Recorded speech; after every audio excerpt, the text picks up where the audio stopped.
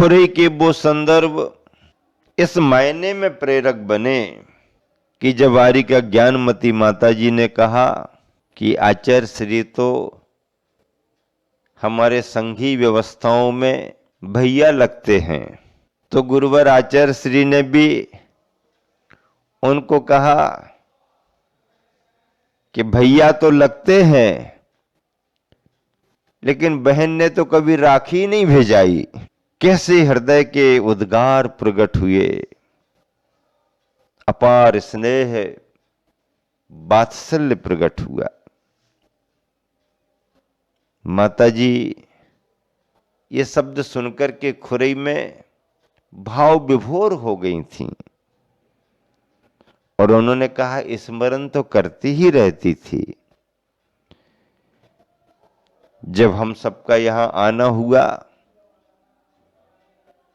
तो यहां आने के पहले सम्मेद शिखर जी में चातुर्मास के समय हम सभी को ये समाचार मिले कि माताजी का स्वास्थ्य अनुकूल नहीं है।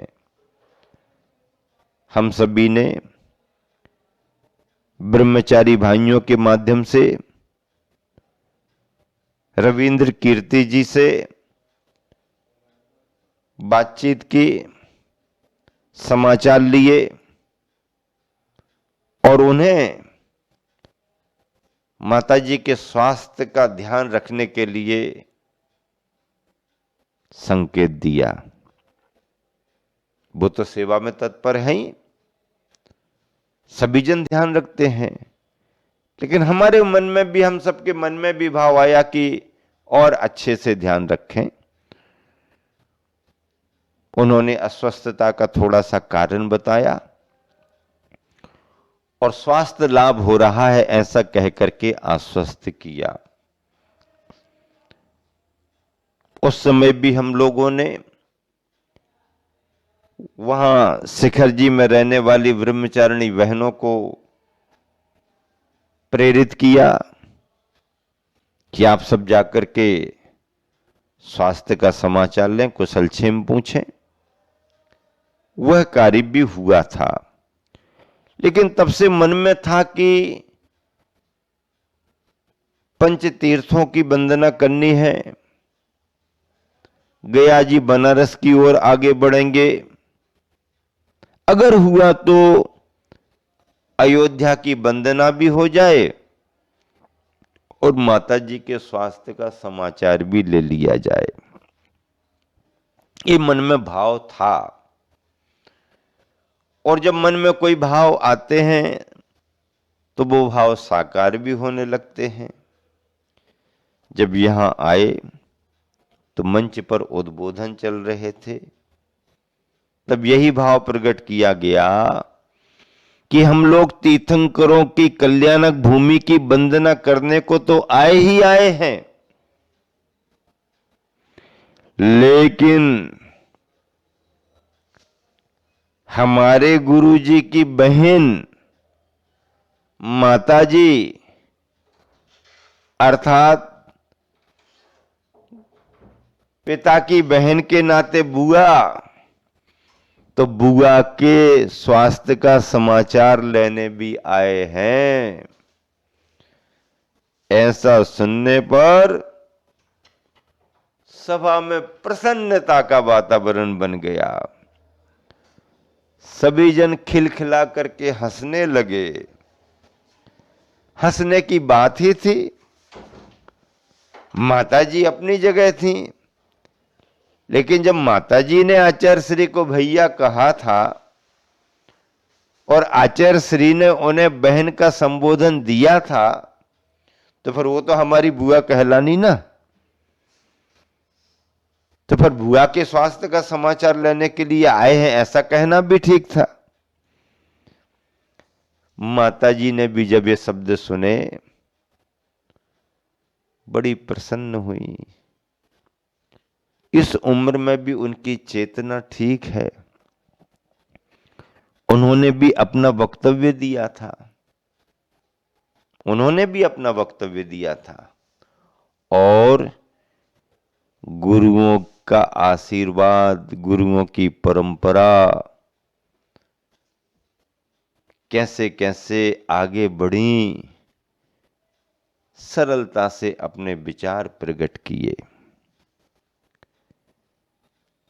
हम सभी का ये प्रवास इस मायने में महत्वपूर्ण है कि जो लोग अंदर से हम लोगों को नहीं समझते हैं, वो बाहर बाहर की बातें करते हैं, और उन बाहर बाहर की बातों करने का कोई मतलब नहीं। अपन को बाहर बाहर की बातें नहीं करनी, लेकिन अंदर अंदर जो अपनी भावधारा बह रही है, वो ऐसे ही प्रसंगों पर समाज के सामने आती है, समाज के सामने आती है। अच्छे जिनालय हैं। भगवान आदिनाथ स्वामी की खड़गासन प्रतिमा बहुत मनोज्ञ। प्रशांत रूपाय दिगंबराय देवादि देवाय नमो जिनाय। भगवान भरत की प्रतिमा भी खड़गासन मुद्रा में। भरत से भारतवर्ष का इतिहास जुड़ा है। अयोध्या में आदिनाथ हैं तो भरत भी होने चाहिए। और एक मंदिर में एक अच्छी परिकल्पना के साथ जिन बिंब विराजमान किए गए कि भरत चक्रवर्ती सहित आदिनाथ के पुत्र 101 रहे। अब 101 पुत्रों के नाम तो नहीं मिलते हैं। भरत आदि 100 पुत्र और बाहुबली और सुंदरी, भरत आदि 100 पुत्र और ब्राह्मी, महाराजा ऋषभदेव की 2 रानियां, सुनंदा और यशस्वती, 101 पुत्रों का उल्लेख है, लेकिन नाम नहीं मिलते। नाम तो थोड़े से ही मिलते हैं, पर उस संख्या को आधार बना करके यह भावना भाते हुए कि युगादि पुरुष महाराज आदिनाथ के सभी पुत्र मुनि बने, सभी ने केवल ज्ञान पाया, सभी को निर्वाण हुआ, तो ऐसे सभी उन सिद्धात्माओं का स्मरण करते हुए उनके गुणों का आरोपण करके, जिन बिंबों में उनके गुणों की स्थापना करके एक मंदिर ही इस रूप में तैयार किया जाए। और ऐसा मंदिर अयोध्या नगरी के इस क्षेत्र पर देखने को मिला, जिसकी हम सभी ने वंदना की। और भी जिनालय हैं। अयोध्या नगरी में आना ही अपने आप में एक बहुत बड़ी आनंद की अनुभूति है, क्योंकि अयोध्या सामान्य भूमि नहीं है।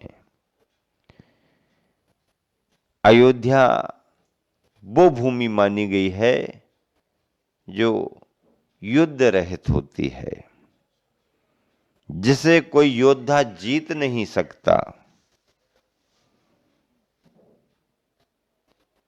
ये अजित है। अजितनाथ तीर्थंकर भी यहीं हुए हैं। और देखो, आदिनाथ का जन्म अयोध्या में हुआ, लेकिन मोक्ष अष्टापद कैलाश पर्वत से। अजितनाथ भगवान का जन्म अयोध्या में हुआ, लेकिन इनका निर्वाण सम्मेद शिखर से हुआ। इसका मतलब ये हो गया कि इस 24 में सम्मेद शिखर से सबसे पहले मोक्ष जाने वाले तीर्थंकरों में अजितनाथ का नाम ही आएगा। अजितनाथ का नाम ही आएगा। अभिनंदन स्वामी, सुमतिनाथ स्वामी, अनंतनाथ स्वामी, इन 5 तीर्थंकरों का जन्म अयोध्या में हुआ। शेष तीर्थंकरों के जन्म अलग अलग जगहों पर हुए। अयोध्या सलाका पुरुषों की जन्मभूमि, राम लक्ष्मण, कितनी बड़ी बात। बड़े बड़े श्रावक श्रेष्ठी, बड़ी बड़ी सतियों की कहानियां यहां से जुड़ी हैं। ऐसी इस अयोध्या में आगमन हुआ। धर्म की प्रभावना का वातावरण बना।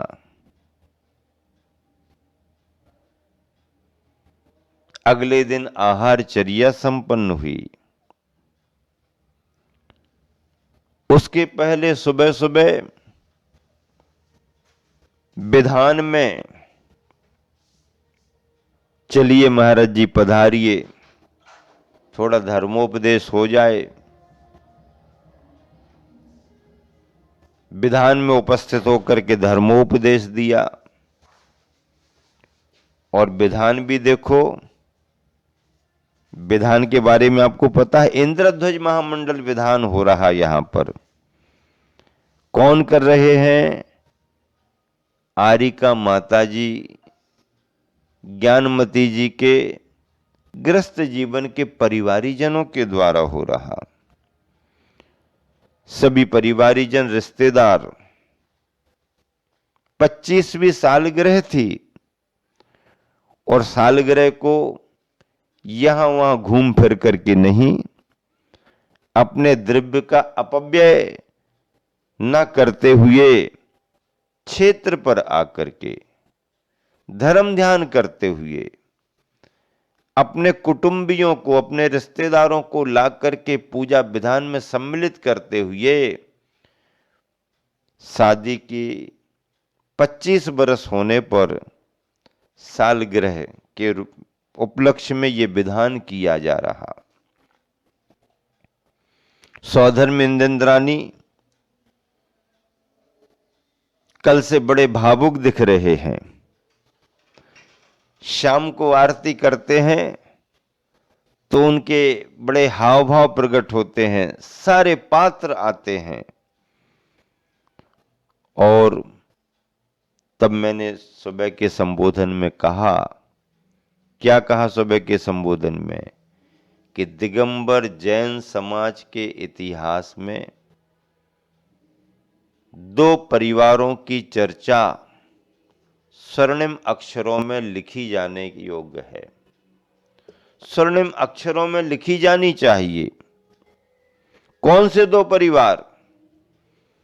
धनाढ्य परिवार की बात नहीं कर रहे, विद्वान परिवार की बात नहीं कर रहे, उद्योगपति व्यापारी की बात नहीं कर रहे, कोई बड़े समाज सेवक की बात नहीं कर रहे, कोई बड़े राजनेता की बात नहीं कर रहे, लेकिन जो परिवार त्याग और संयम से जुड़े हैं, सारा परिवार त्याग और संयम से जुड़ा है, ऐसे 2 परिवारों की बात कर रहा हूं। वो परिवार कौन से हैं?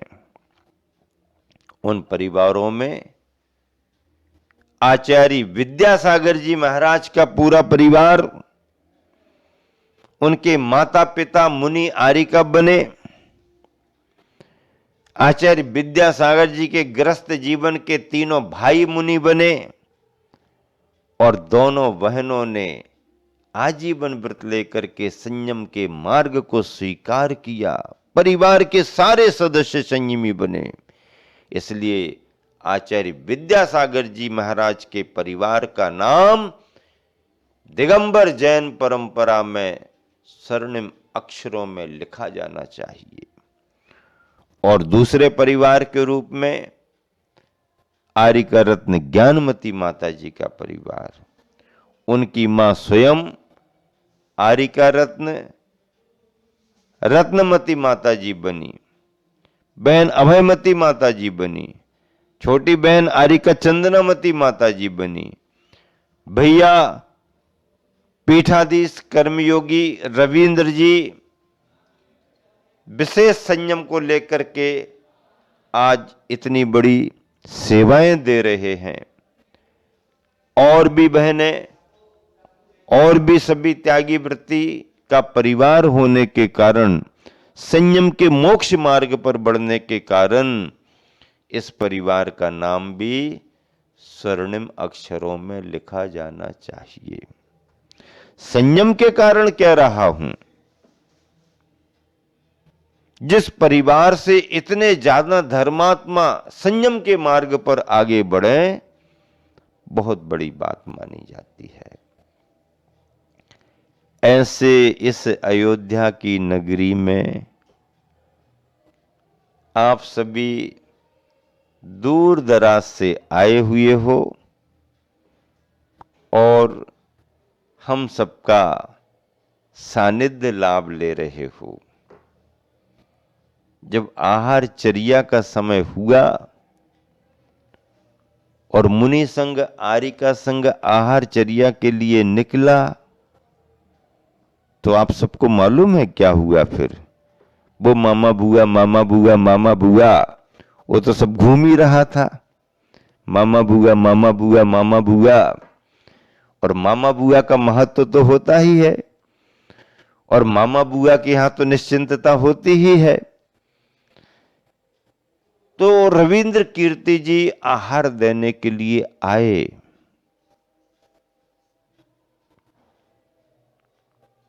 एक थाल लेकर के आए, शुद्धता से आए, और थाल दिखा करके उन्होंने निवेदन किया कि मुनिवर, आप इसमें से किसी चीज को मना नहीं करना। नहीं नहीं, आज तो लेना ही पड़ेगा। क्यों? बुआ ने सामान भिजवाया है। क्या कहते भैया? माताजी ने संकेत दिया है, जाओ महाराज जियों को आहार दो, महाराज जियों को आहार दे करके आओ, माताजी ने भेजा है, महाराज जी बुआ ने भेजा है। क्या बात है भाई, कितनी बड़ी बात। और विनय पूर्वक उन्होंने आहार दान दिया, सभी मुनिराजों को दिया, आरिकाओं को भी दिया। ये श्रावक का धर्म और मुनियों का धर्म पंचम काल के अंत समय तक चलता रहेगा। क्या? पंचम काल के अंत समय तक चलता रहेगा।